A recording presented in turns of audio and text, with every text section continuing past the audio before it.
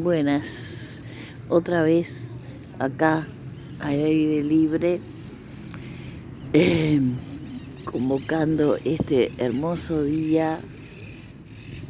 Vamos a hacer una vista de este lugar nuevamente.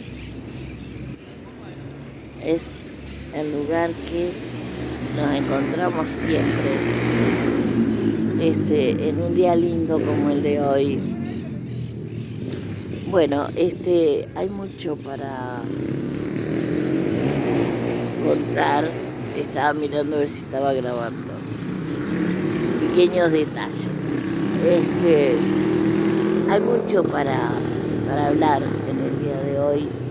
Y una de las cosas, debería continuar con un poco lo que hablé ayer sobre la ley de urgente consideración. Ayer yo dije lo que era, no lo voy a volver a repetir. Esta ley que estamos no, porque yo no lo estoy haciendo, pero se está recogiendo firmas para el levantamiento de 135 artículos que se creen que están haciendo retroceder la democracia en nuestro país. Justamente siendo contra los derechos de los trabajadores y contra, en parte, contra derechos de trabajadores y con cierto autoritarismo, ¿no? Entonces, nosotros los uruguayos, yo no debería dar mi opinión. Yo ya firmé y lo volvería a hacer. Lástima que no se puede, pero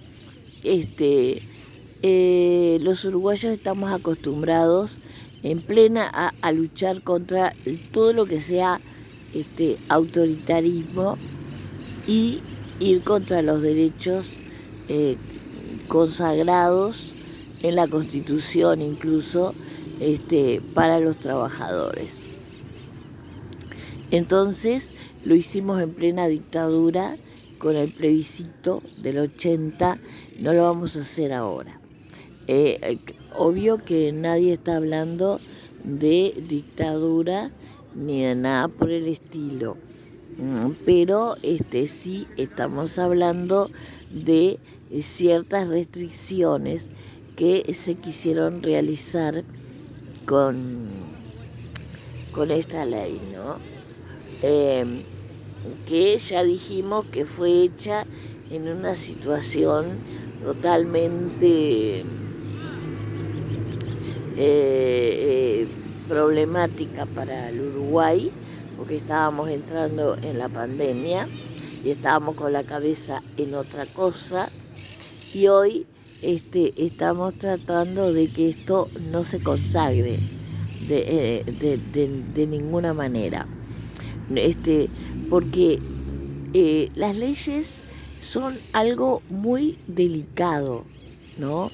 Que la gente, la gente común, como yo, como cualquier otro, a veces no llega a entender el alcance que puede llegar a tener.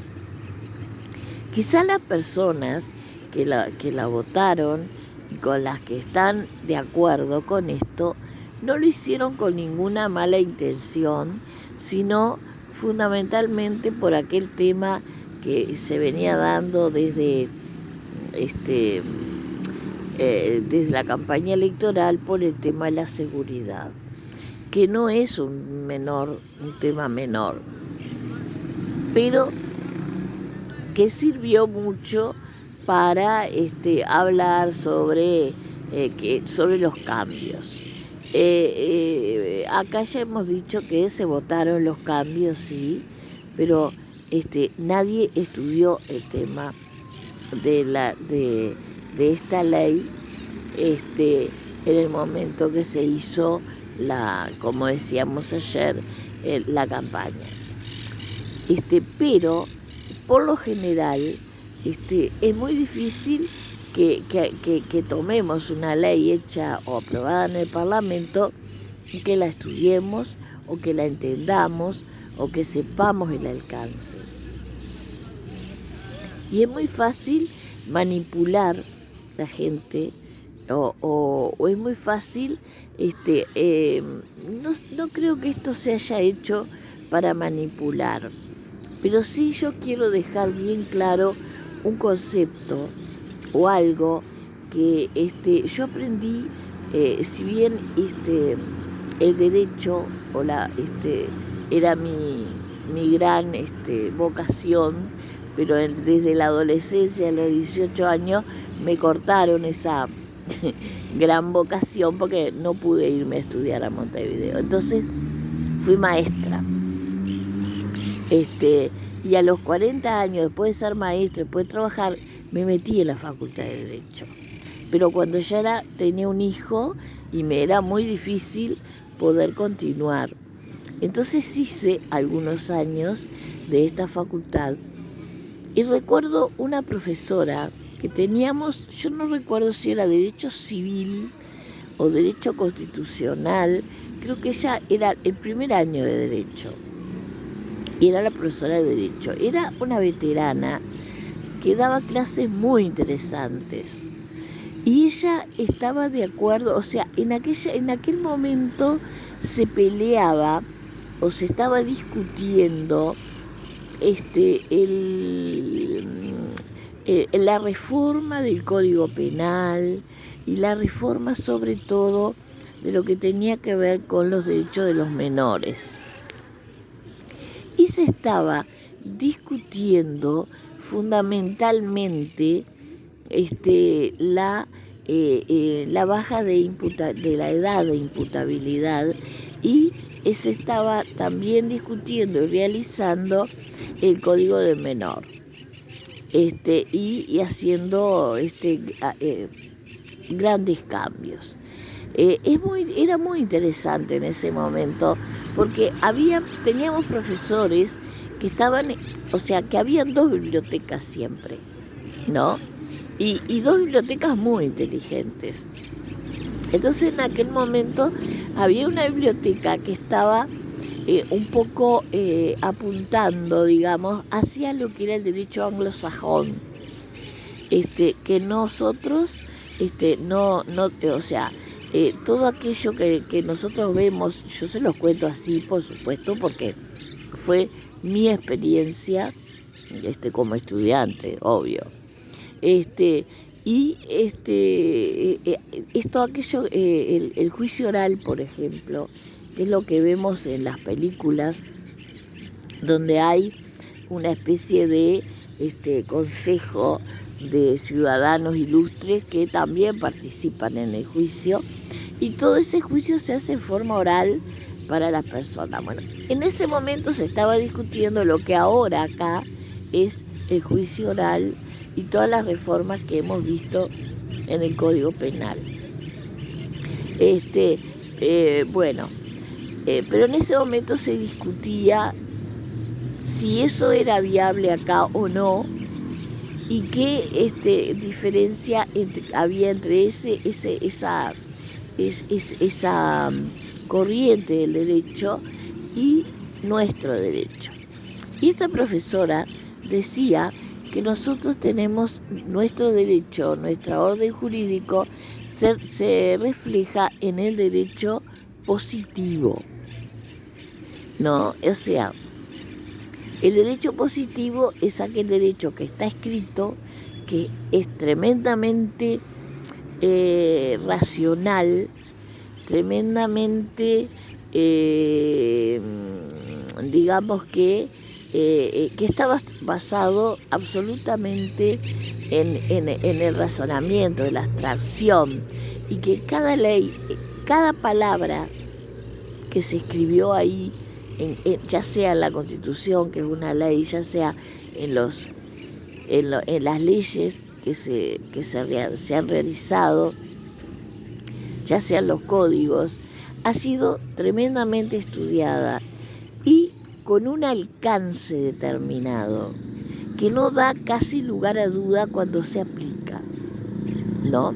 Mientras que el derecho anglosajón, por ejemplo, está basado en lo que es el derecho consuetudinario, que es basado en la costumbre, que prácticamente no están escritas las normas, sino que son costumbres, ¿no? Así, a grandes rasgos. Entonces ella decía que era muy difícil cuestionar nuestras legislaturas, nuestras leyes, porque estaban muy bien pensadas y que aseguraban de que las cárceles no estuvieran, esta frase me quedó muy grabada, que las cárceles no estuvieran llenas de inocentes. Y que si bien el derecho tardaba, pero llegaba, ¿no? Y que esas leyes que teníamos y esos códigos y esa constitución y todo eso nos aseguraba de que alguien se iba a la cárcel, iba porque realmente, o sea, no había cumpliendo condena ningún inocente, o por lo menos se aseguraba la posibilidad de que hubieran menos inocentes. Y a mí me quedó eso mucho tiempo, todavía me alcanza. Entonces pienso, hoy se hizo una ley con más de 500 artículos donde participaron. ¿Quién participó? O sea, es algo que nosotros no conocemos porque no estamos aptos como para estudiar el alcance de cada una de las palabras de esa ley. Y puede pasar que quizá los que la hicieron estén pensando en algo y los que la vayan a aplicar puedan buscar otros mecanismos de interpretación que no sean los más adecuados, ¿no? Entonces, a mí aquello del derecho positivo y de el crear leyes y el de reformar y el de todo eso me quedó muy grabado, que era algo que no se podía dejar en manos de cualquiera. De paso, acá hay grandes juristas que han estado que han estado en desacuerdo con esta ley. Y además, así como hay otros que han intervenido en hacerla. Por eso es muy importante que esto se discuta, ¿no? Y que la gente vaya a consultar con las personas que realmente le pueden dar una explicación de por qué estas cosas están en discusión. ¿Hasta dónde se puede llegar con esto? Por ejemplo, con la ley esta que permite que el derecho de huelga, por ejemplo, y el derecho de ocupación, esto después no se traslade de alguna manera o por alguna manipulación en restringir el derecho de los trabajadores de hacer un paro.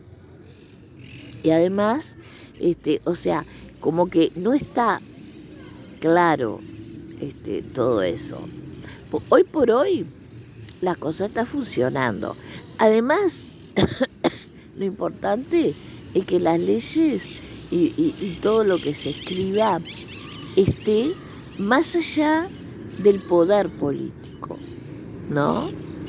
O sea que quien esté en el poder, la aplicación de esa ley sea interpretada. Puede haber una interpretación, por supuesto, de los jueces, pero que no se convierta en una manipulación y para generar un régimen autoritario, ¿no?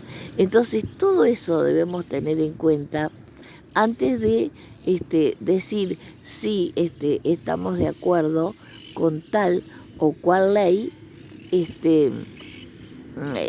y votamos porque esa ley ya se argumentó antes durante la campaña electoral y quienes ganaron fueron los que la promovieron. Entonces, eso me parece un poco superficial, porque acá de los que votaron, muy pocos, estoy segura, que han visto esa ley, la han estudiado, y el problema es cuando nos toca a nosotros individualmente. No se olviden el tema de los alquileres, ¿no? Hasta qué punto, cuando a mí me toque, que he pagado el alquiler hasta el último momento, que incluso refraccionado la casa, la he mantenido, ¿no? Y un día viene el dueño y me dice, mira, usted tiene 5 días para irse de acá, porque y en 4 o 5 días te sacan del lugar. Y vos no tenés dónde ir, porque primero tenés que saber, buscar y saber a dónde podés ir, cuándo, cómo podés solucionar tu vida. Necesitas un tiempo, y a veces no es un tiempo corto, porque no es fácil alquilar una casa en este país, para nada fácil. Entonces, eso cuando nos llegue a los que están alquilando, nos vamos a acordar, ¿dónde estaba eso? Nadie se lo va a decir dónde estaba, ¿tá? Y yo no estoy hablando contra la propiedad privada, porque a mí prácticamente me ocuparon una casa y prácticamente la perdí, ¿tá? Entonces, eso me perjudicó enormemente, pero sí estoy en contra de aquello que no está contra la propiedad privada, el hecho de que un inquilino tenga un tiempo para resolver su vida, y menos en un lugar donde no es fácil encontrar vivienda, en 4 o 5 días, por ejemplo. Que el dueño es el dueño, obviamente.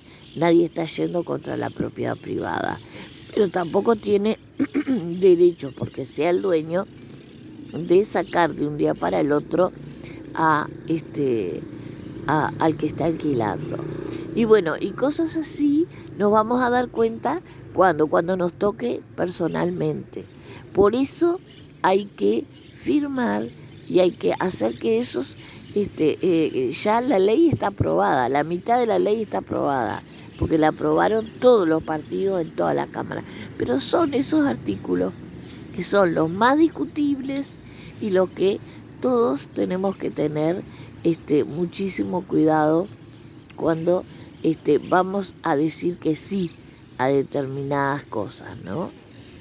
Y sobre todo a lo que tiene que ver con lo jurídico, porque uno a veces lee algo, lo jurídico. A mí me pasaba en la facultad, por ejemplo, que yo leía un manual de un profesor X que proponía X cosa, y a mí me parecía excelente, pero después tú lo corroborás con la práctica y te das cuenta que no es excelente, que te dejaste llevar por la primera lectura y que no hiciste un análisis, digamos, conceptual que va más allá de la primera impresión que tuviste. Y esto no es fácil, ¿no? Esto no es fácil. O sea, nos puede parecer a simple vista una cosa muy justa, pero después en la práctica, cuando se va a aplicar, nos vamos a dar cuenta que eso no era tan así, y incluso, bueno, además con la opinión de otros profesores, donde habían opiniones encontradas, evidentemente, y con muy buenos argumentos, porque ahí nadie va a improvisar, ningún profesor improvisa ahí. Realmente los profesores quizá no tengan mucha pedagogía, pero sí tienen un gran conocimiento de lo que es el sistema jurídico nuestro, y lo que realmente piensa cada uno, ¿no? Y la línea de razonamiento y de pensamiento que tiene cada uno de los profesores que da sus clases ahí. Entonces, en ese lugar fue donde yo aprendí a que no hay que salir a arengar cualquier ley, sino que hay que estudiarla muy bien, hay que saber muy bien algo que es un concepto muy importante, que es el alcance que pueda llegar a tener, ¿no? Y creo que no es solo un eslogan de decir, sí, hay que votar. No, hay que ejercer la democracia, y la democracia directa en democracia como estamos. Ya lo hicimos en dictadura, no lo vamos a hacer en democracia. Lo tenemos que hacer en democracia como estamos, y bueno, para defenderla.